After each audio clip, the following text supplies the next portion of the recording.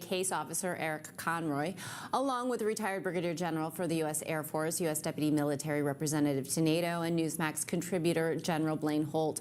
Good afternoon to you both. Eric, I'm going to go to you first. This was a bit of news for me yesterday, and the fact that the president confirmed or seemed to confirm that basically he approved a covert CIA ops mission in Venezuela.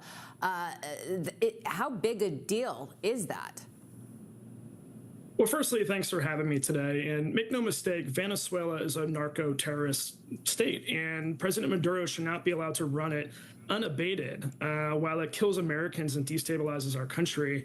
I think the president is doing right by considering all tools in our toolbox and using some of them to hold them accountable. And I think this is not just about Venezuela. This is a shot across the bow for a lot of non-state actors, including narco groups, that we mean business, and we're going to hold them accountable and take them to task. And whether it's Venezuela or groups in Mexico, or even I saw in the news most recently, Chinese cartels operating in Maine, this is a strong move by the administration, showing that we mean business. And I don't think we would see this under a Democratic administration. Blaine, the president was also asked if his aim was regime change in Venezuela, getting rid of Maduro. He said that that was a stupid question, that he couldn't answer it, but he just previously answered that, yes, he did authorize a covert CIA mission there.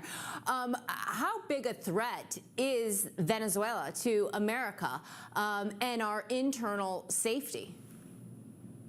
Venezuela is a substantial threat to our homeland. If you remember, during the open border years, you had Tren de Aragua, the gangs, very dangerous gangs, sailing in here. Many of their prisoners were let out specifically to come to the U.S. So Maduro has been an agent in trying to undermine the United States. He's worked with the Chinese Communist Party. He's worked with Iran. He sponsors these relationships with Hezbollah. They have their tentacles going into all these terror cells all over the homeland. And so as President Trump rightfully prosecutes this war against the cartels, linked to every part of evil in the planet, we are going to see threats here on Main Street, and they are going to react as they start to get their backs against the wall. So we've got to take care of business. Our first responders, this is going to fall to them, but communities and neighborhoods need to be on watch, because once the cartels really start to feel the pinch, lose their money, lose their sources of income, well, then they're going to be going after us right here at home. You know, Eric, we know thus far 6 Venezuelan ships have been blown up by the Secretary of War. The president yesterday said that we have got the sea in control. It's just the mainland that we don't have yet. What do you think the president meant, and what kind of operation is the CIA currently conducting in Venezuela? Well, I'll say the president is a master of negotiation, right? And he is considering and advocating for all tools in his toolbox. And that's what a good foreign policy chief should be doing.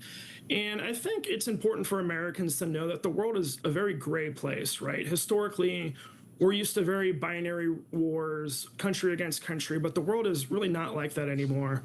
And countries that are promoting terrorist organizations, whether that be Iran with Hezbollah and Hamas, or Venezuela and narco states, we should consider them all in the same light. So as the president and the Secretary of War explore options, they should explore all of them moving forward.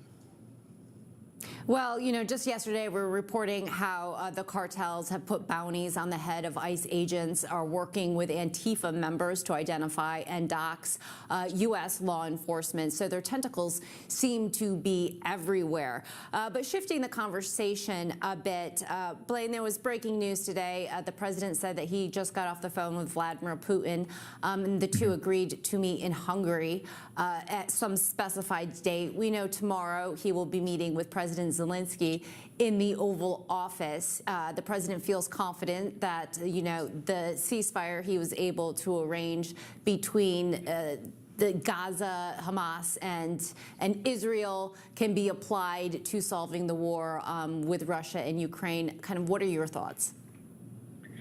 It can. I'm so relieved to hear that news, and that Hungary meeting couldn't come at a more desperate time in this whole thing as we start to talk about escalation, weapons that go deep into Russia, and you hear the rhetoric coming out of Russia as well. So we're going to see probably a very positive meeting with President Zelensky.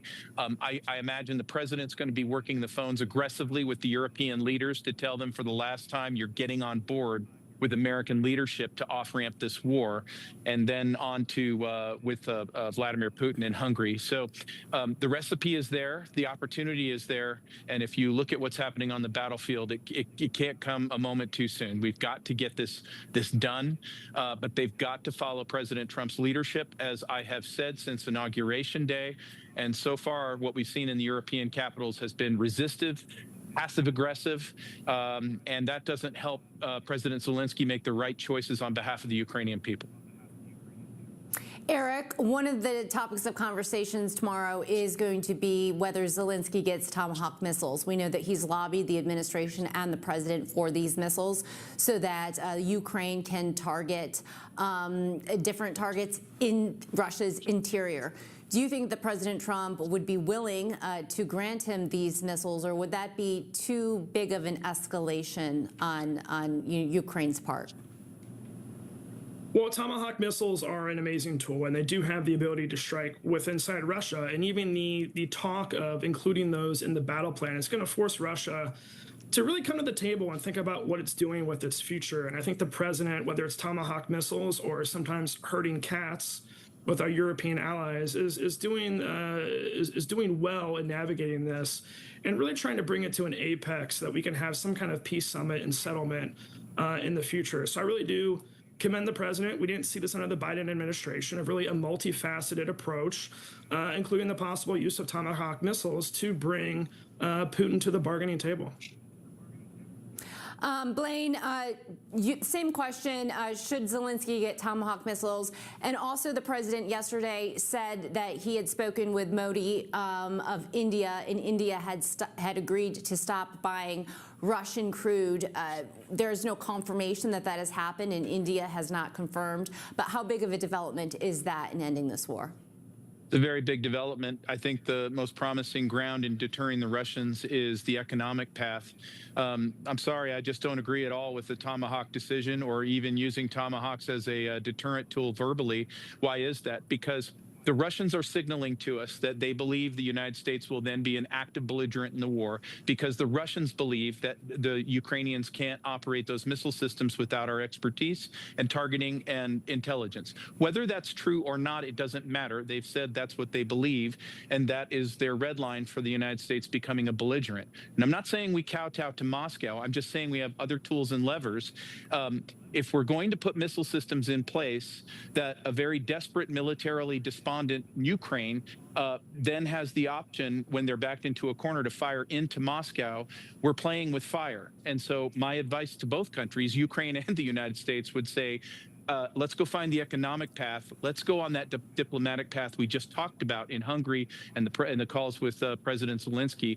But let's not do things that will poke the bear to a position that they start looking at their nuclear arsenals as some of their option sets. I think it's too far. All right, Eric Conroy, General Blaine Holt, thank you both for joining me today. Very